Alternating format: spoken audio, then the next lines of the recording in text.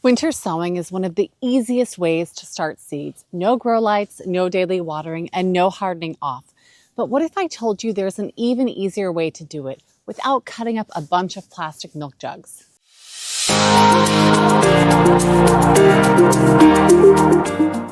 Hey gardeners, welcome back to the channel. I'm Tanya, gardening in zone 5B/6 just outside of Chicago, and today I'm trying a new twist on winter sowing. So instead of using milk jugs or water jugs that I have to cut up, I'm actually using these small nursery containers that I've had on hand since last gardening season and placing them under this plastic plant dome.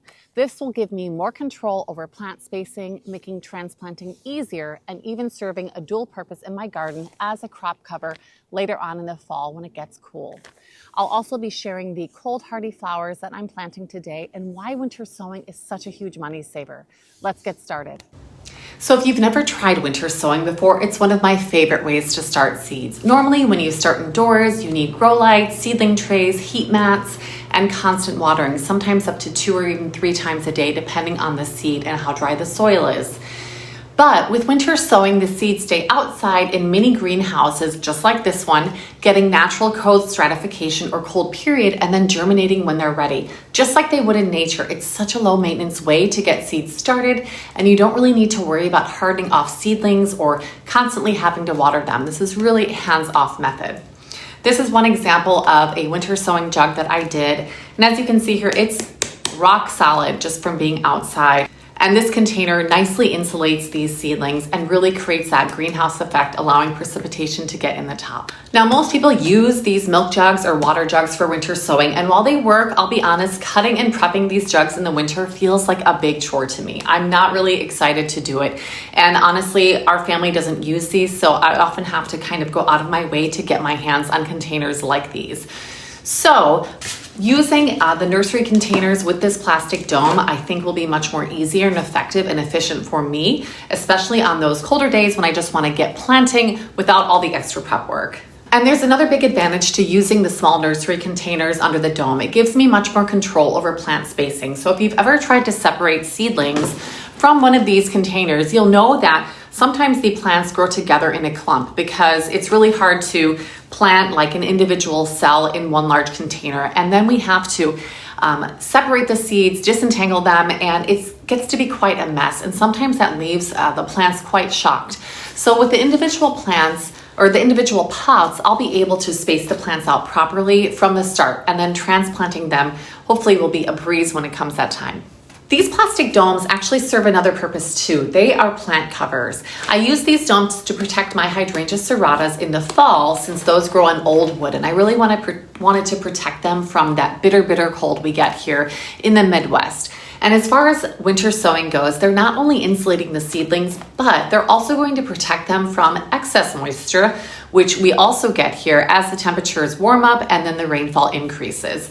And later in the fall, next year, I can also use these to extend my fall crops when the temperatures start to drop. So in my mind, that makes them a dual purpose tool in the garden, which is always a win. Putting these together was a bit tricky at first, but I have to say, once I did one, I did get the hang of it pretty quickly.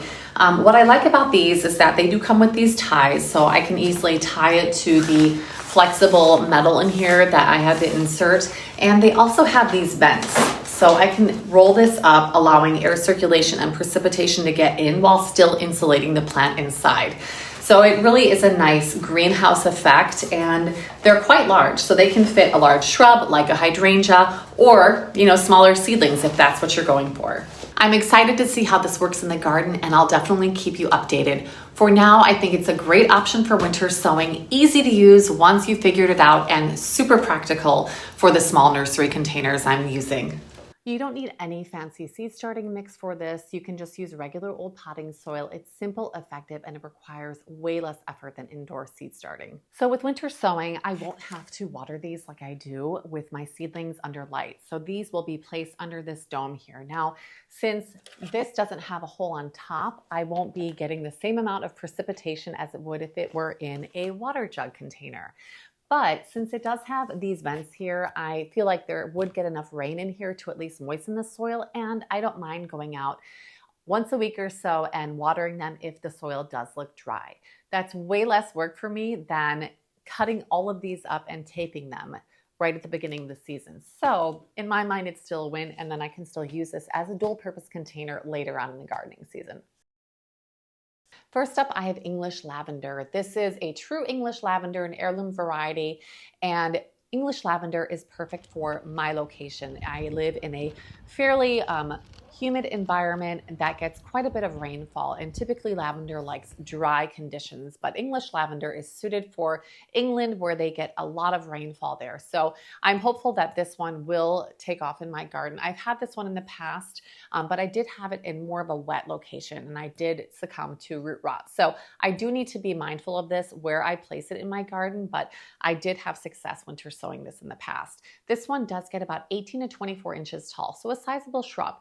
So I'm really hopeful that this one will take off and I can have a few of these in my garden. Next up, I picked up this wildflower annual mix. This is a beautiful mix here that has a combination of Rudbeckia, Echinacea, Dianthus, Calendula, and just a whole assortment of cold hardy annuals and perennials that I can just scatter and hopefully have kind of a wildflower feel in my garden. So this is a perfect candidate.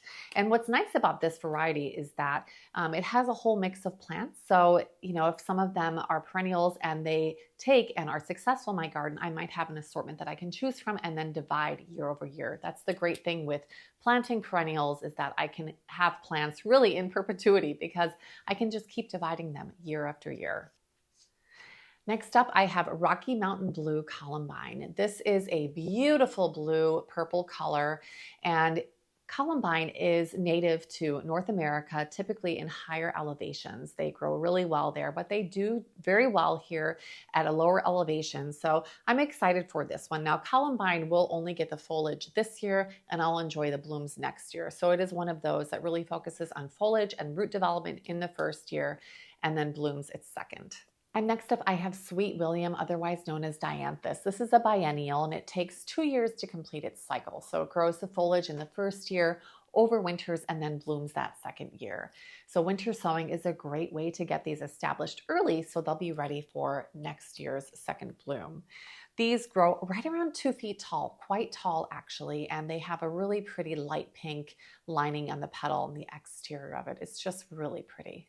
And I have a whole assortment of hardy annuals that I'll be planting. First up, I have the Imperial Giant Larkspur. This is the heirloom variety that is a gorgeous dark purple, light pink, and white. These grow up to 4 to 5 feet tall, and they will require staking at times, so just something to be mindful of. Larkspur typically bloom in early summer, right around June, so just keep that in mind when planting.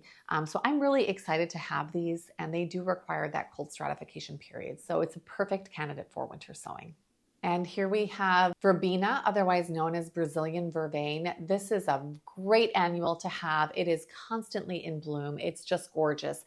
Really vibrant purple, tall spires that are quite strong actually in the garden. They really don't need any staking at all. And what's great about verbena is that it is a prolific self-seeder. So even though it's an annual, it will drop seeds in the garden, and then it will just come up in that same location year after year. It's awesome. I have noticed that over the years, the population of my verbena has kind of decreased with each year. So that's why I want to start these from seeds this year, so I have a kind of a fresh batch to work from. Next up, I have the Foxy Foxglove. This is a beautiful foxglove that has kind of a variegated pink and white color. It's really quite pretty. And what makes this variety unique is that it only gets right around 12 to 18 inches tall, which is quite short for a foxglove. Sometimes foxgloves can reach up over 3 feet. So I'm excited to get this one in my garden and plant it maybe along the front of the border of my flower beds. Next, we have Fairy Candy Tuft. This is a beautiful variety. It looks very similar to Alyssum, but it does grow right around 6 inches tall. So this will be a perfect front of the border flower in my garden. And it's pretty easy to grow, I understand. I've never grown this one from seed, so I'm excited to try this. And again, another really cold hardy one. And lastly, I have Alyssum. Alyssum is one of those, similar to zinnia, that's one of the easiest to grow flowers that are around. Alyssum are extremely cold hardy and really are in constant bloom from spring all the way to fall until the really hard frost comes and takes them. These are gorgeous and they only grow a few inches tall, so you can really kind of plant them very densely at the front of a garden border and have a lot of impact. I'm excited for this one. So here is my winter sowing area. I've gone ahead and moved all of my winter sown jugs away from here. They were actually frozen to the ground. So this is actually a good location for this dome, because one disadvantage of this dome is that it can blow away. So I want to prevent it from doing that. And you can either stake it to the ground, put rocks on it, tie it up. I'm going to try to actually just squeeze it in here and secure it with my winter sown containers surrounding it. So hopefully that will be sufficient. So I've gone ahead and planted all the seeds and watered these in really nicely so the seeds are pretty secure. I'm going to go ahead and line these up now. So you see how many more seeds I've been able to plant, and all of these are labeled. So this way, again, when I go to plant these out, I can just grab this, plant it out in the garden, and I'm done. That's my hope anyway. So this is an experiment for me. I have never done this before, so I will keep us all posted on the progress of this, and hopefully it works. I'm gonna go ahead and scoot this crate right here with my other winter sowing in Ziploc bags, really snug against this, and this way it doesn't blow away.